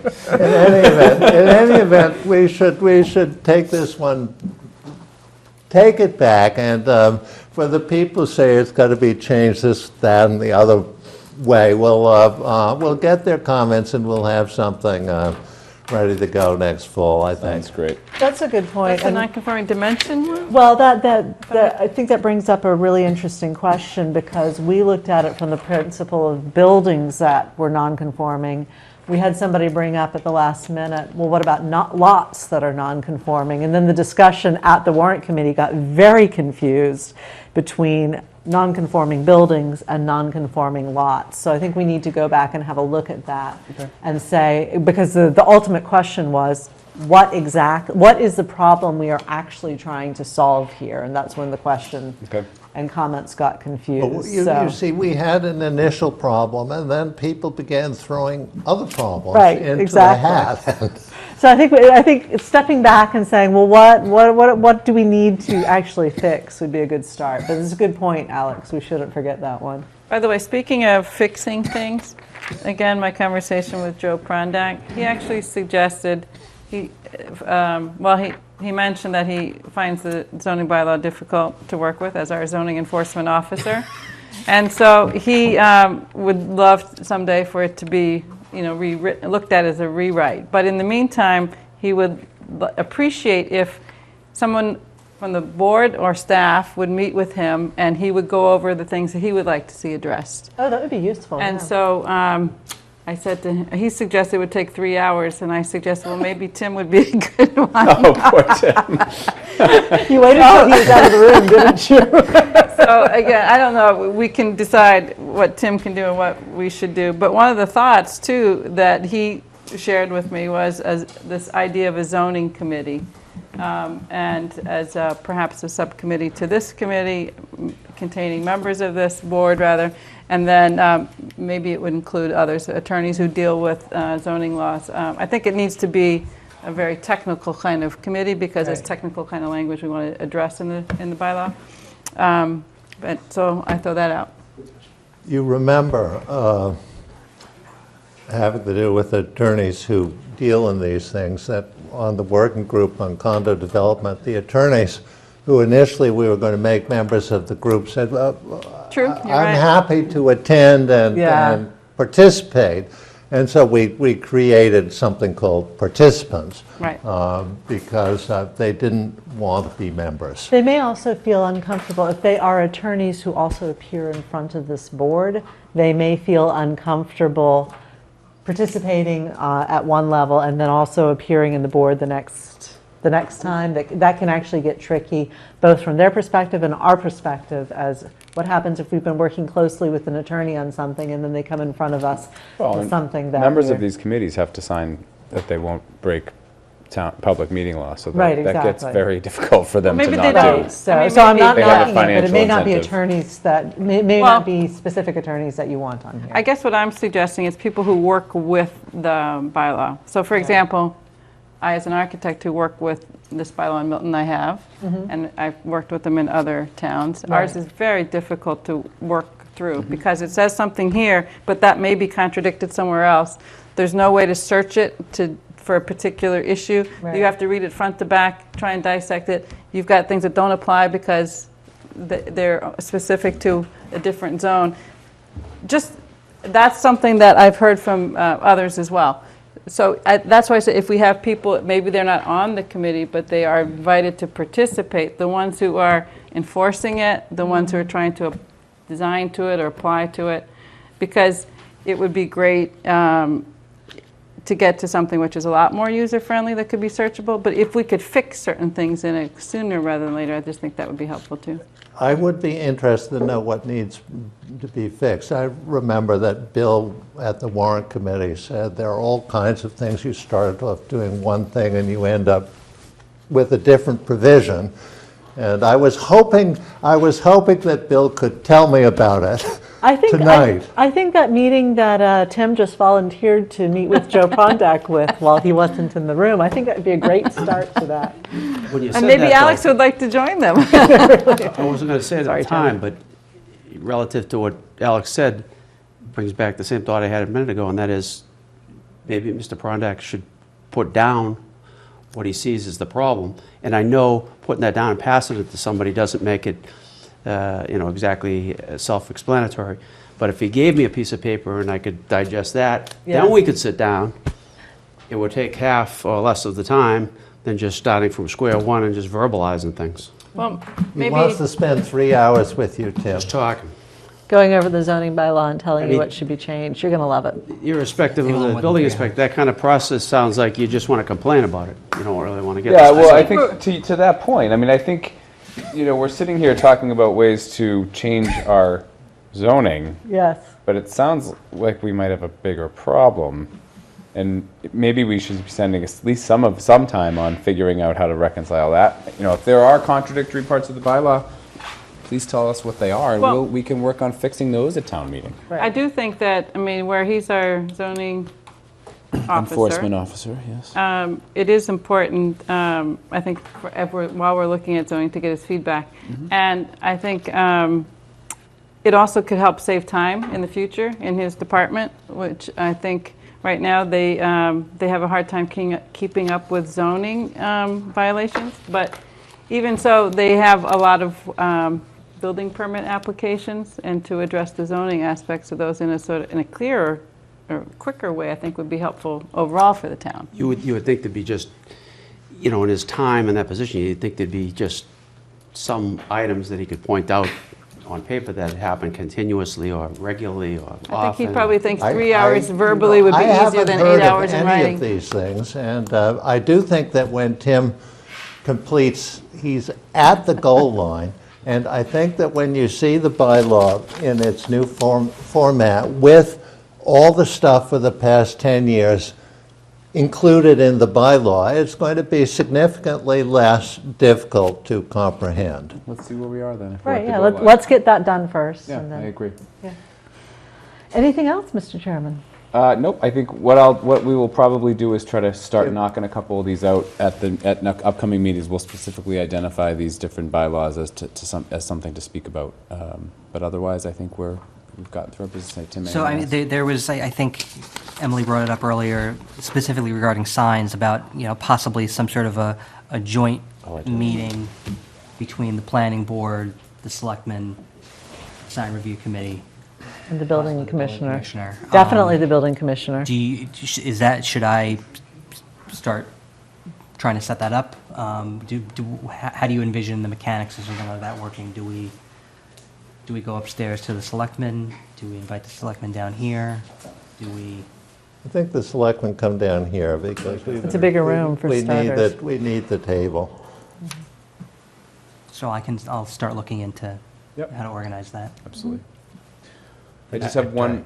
sorry. I have one more thing. There's a sign application in front of the Board of Selectmen on April 5th at 7 p.m. for Super Petroleum. They're back in front of them again. They need a planning board representative.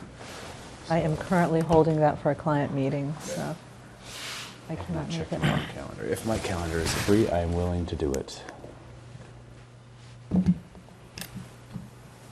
What is our position on this side? They've just, I mean, because of the moratorium last year, they've just wanted a member of the planning board to be there during the discussions. I did a couple. Cheryl, I think you filled in for me on one where I I couldn't be did there. the Navara. Did one. yeah. So, yeah. So just to give a planning board perspective, they weren't necessarily asking for a formal We need a vote. perspective to give, don't we? Well, I mean, rather than saying, here one is. pick a perspective out of it. I think they were That's a just looking for fair some point. design thoughts on it, concerns. To Alex's It's point, still up it's to a pretty them. subjective It is, position when yes. it's one of us going to the meeting and weighing in. We don't have anything in front of us, and we do not have Maybe we another meeting could prior to the 5th. have Tim circulate it, and if anybody has comments, send them back, and he can give them to the representative. That'd be good. So- Otherwise, it becomes some Yeah. Very subjective. opinion. Yeah, I agree. The ones, Individual. the ones that I went to, I think because they were still trying to figure out the process, I don't think I spoke a word both times. I so, will you say know. on the Novara, I did point out that we had not discussed it as a board, but that they had made some adjustments to their design that I thought were good, that I mentioned. So, I mean, that would. Yeah. And then the So- other thing, I suggested something like putting the lights on the sign on a timer, so, you know, that they wouldn't be visible for neighbors at night. Sort of things I felt like we had already kind of had a discussion about. Right, exactly, but. Where is Super Petroleum? It's the old Milton gas. The old Milton gas. Oh, right on the corner. Right, wood and granite. Right on the corner of the residential zone. Been a rather controversial sign. Right near yes. Jackrabbit, in front of Jackrabbit? No. No, other it's side. the one on the Other other side. side. It's actually the one I went Okay, the to. last one going down Yes. Granite Ave before you. It's hit the one I went residential to area. last fall that hasn't yet been Right, settled. They became so, a generic They name. put up Now the I sign, know. and then they didn't have to take it down. Yeah. If you could circulate that. Yep. You can send comments back to Tim. Tim will send them to me, and I will share them with the selectmen at that meeting. Perfect. can I have a motion to adjourn? I actually, Brian, I Oh, had one more thing. Who do you? Try. I'm sorry. This came up at the last meeting regarding comments we've gotten from the public on zoning articles. I think there was, someone asked if those could be put up on the website. I haven't yet done that because I wanted to come and just talk a little bit about the mechanics of how that would work. These are, the emails that come to the planning board are public documents. Anyone that wants to look at correspondence the planning board gets is entitled to get those. They're asking you to transcribe them? Well, I mean, I can make a PDF of the Outlook sort of message and post that. I can transcribe them. I can, put them up on the website directly. I can put them in a document. I guess my concern when I heard that was that while they are public documents, there's a little bit of a difference between sending an email or a letter that goes into a file and then putting something up on the internet with all of your name and contact information and everything. Right, you didn't put the contact information on, yeah. So, I guess how to proceed with actually sort of physically, doing that, whether email addresses get redacted or. That would be a bare minimum. I mean, I Yeah, think you email and have a phone pretty good redacted. list here of, well, we have the public speak and say what people said, and then people can go to obviously the website and look at the video. Yeah. And then the copies of the emails go in the file, correct? Right, it was specifically said at the last meeting, like, let's put these up on the website, and I just sort of, I wanted to, and I'm not sitting here saying that these should not be available for people to read, and they're public documents, and I'm not trying to, like, throw up smoke screens or anything, but the sort of, people send those emails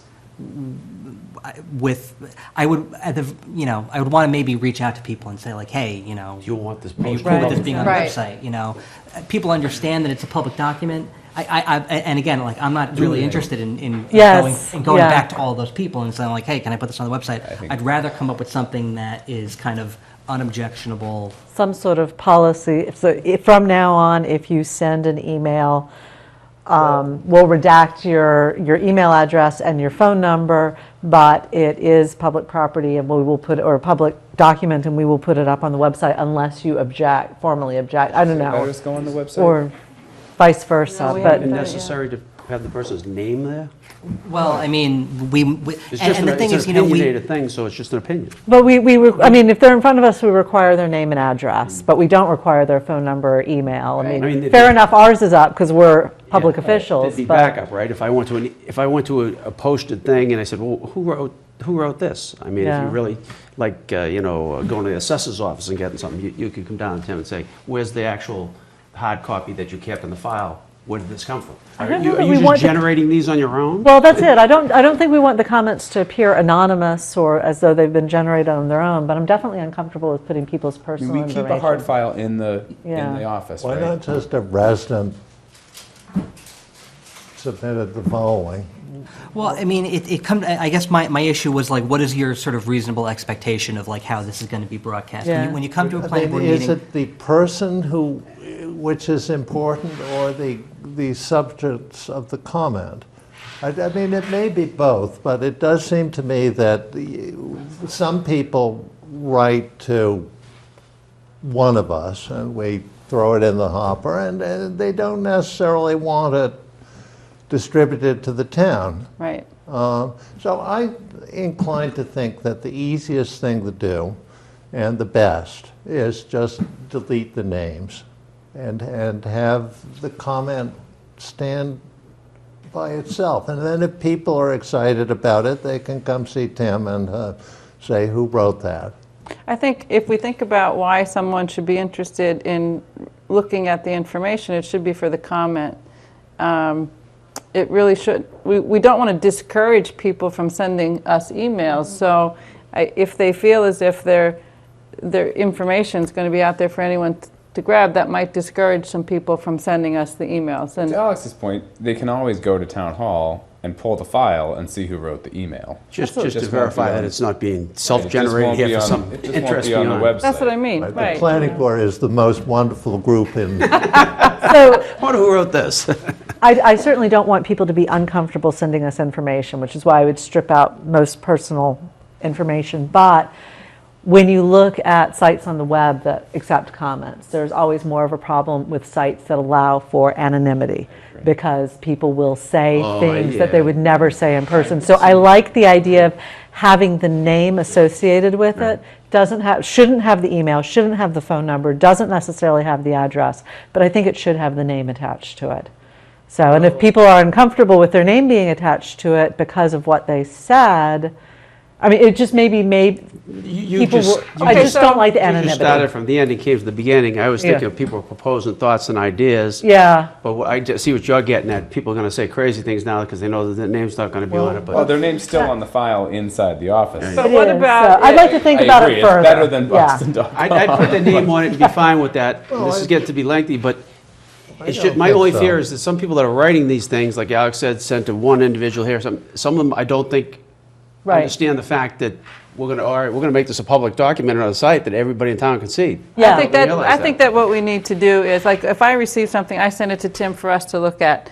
yes. But, so I think if it's going to be something that's made public on the website, then the person who sent it, we need to ask, is this intended for the board members only, or is this, or are you intending this to be made part of a public record that would be on the website? So that we know that what the people are sending, so we give an option, because, somebody might be, let's just say, like, there's a controversial development proposal, and they're not sure where their neighbor stands on it. And I just feel like, you might put people in a little uncomfortable position to have their information out there, but they might want us 5 to know about it. So But once Yeah, it's sent to it's us, it's on the public file anyway. information. they can come get it, right? But that's different than having, I think, Posted. posted. I think we should think about this. I don't think we should make a decision I tonight. I agree. think we should think about this. put and nothing up. The easiest thing to do would be, like nothing Cheryl said, up. as soon as somebody sends it in, have some kind of almost automatic response. Do you realize, or do you wish this to Right. become public record? Right, yeah. But that just, I mean, Tim has quite a lot to do. Yeah. Yeah. And this sort of procedure, I mean, putting this stuff up is just because we said we'd do it. I think we should do it without names. Put it up and not necessarily say that we're going to post all emails we ever recover on our website. I think we should consider it a little bit I further. think we should consider it. Yeah. I'd like No names is people to- fine until I understood what you're Yeah. getting at, other than maybe that's the answer to it, if somebody sends something with, I'd also like cursing to and take a look at some foul. other towns. and Yeah. just see if other towns are posting letters and emails, because I bet they don't.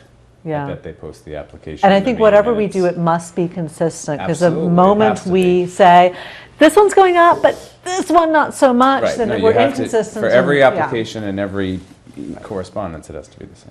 Right. Let's think about it and talk about it at the next meeting, Sounds good. please.